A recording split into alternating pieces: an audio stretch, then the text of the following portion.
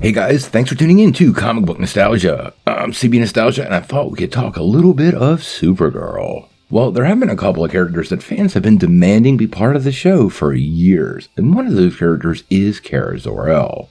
The fan demand goes way back, and people have been clamoring for her to appear on Earth-16 since the early days of the show. Now, I'm going to be quite honest with you, I really didn't feel like she had a place on the show until about Season 3. But her inclusion in the Earth-16 universe is what fans have wanted, and it appears that Greg Weisman and Young Justice team finally gave it to us. But it really wasn't what anybody expected. Now, as many of you know, Season 4 closed out with a post-credit scene that gave us that first peek at Supergirl, and she was standing shoulder to shoulder with Black Mary, Granny Goodness, and Darkseid, giving us one heck of a cliffhanger. Now, prior to this, we knew very little about Kara Zor-El in the Earth-16 universe. It was mentioned briefly by Ursa that Zor-El had a daughter, but beyond that, we knew nothing. Kara has not been part of the show or the comics prior to this appearance, but we do know a little bit based on what we found out in Season 4, and I thought we could take a couple minutes to talk about it. Now, it appears this version of Kara Zor-El is pretty much off the ranch, but I think we're going to have to look into her history to try to figure out what happened and how she'll move forward. We do know that at some point her father sent her to the Phantom Zone, and this obviously happened before the destruction of Krypton. Now, in case you didn't know, her father, Zor-El, was Jor-El's brother and the chief examiner on Krypton, giving him access to the Phantom Zone technology. Now, the big question is, why and when?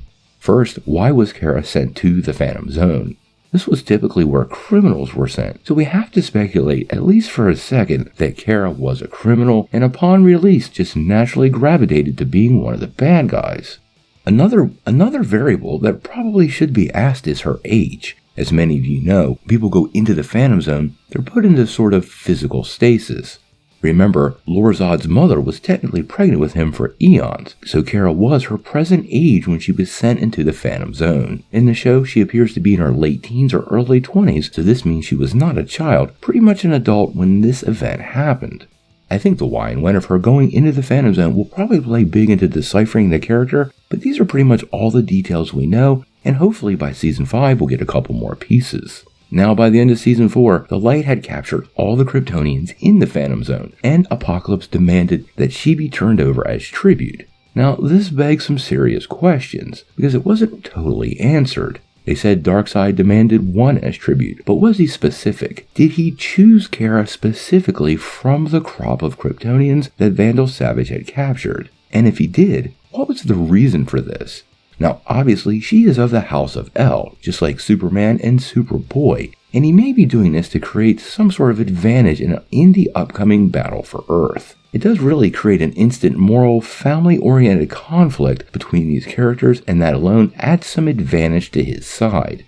Darkseid is obviously well aware of the Kryptonians on Earth, and because New Genesis and Apocalypse appear to have a yellow sun, this would make a great piece of his overall plan.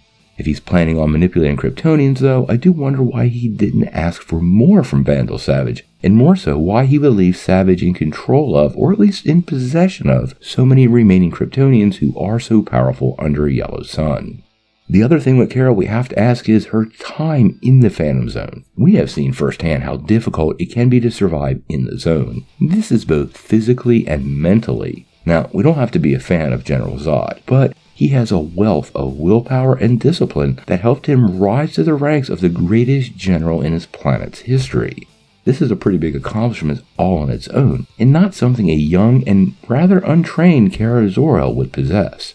The lack of these attributes could have set her up to not survive very well in the Phantom Zone, and it may have twisted her mind in a way that made it very easy for Darkseid and Granny Goodness to manipulate her. We saw what happened to Connor and how hard it was to break the spell over him. It could very well be happening to Kara, and that could be something addressed in future seasons and stories. Now, we do know by the end of the season, Kara has joined Granny Goodness Furies and is standing side by side with Black Mary and Darkseid, setting up really one of the best cliffhangers in the series' history. Now, what happens to her next, we're gonna have to wait and see. I really don't think Supergirl is likely to appear in these Young Justice Targets comics. They're very Earth-focused, and she's such an overwhelmingly powerful character, I don't think she'll be introduced into that story. But this is another reason why we need Season 5, and a reminder to make sure you guys keep up the campaign. Renew Young Justice Season 5, and Save Earth 16 are the big hashtags we want to use. Make sure you tag Warner Brothers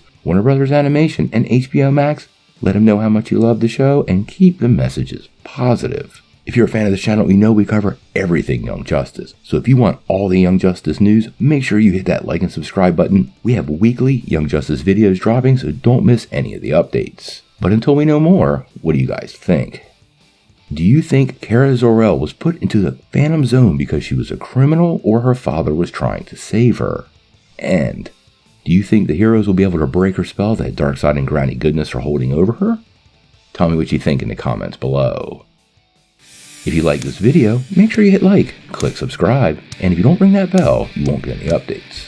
Peace.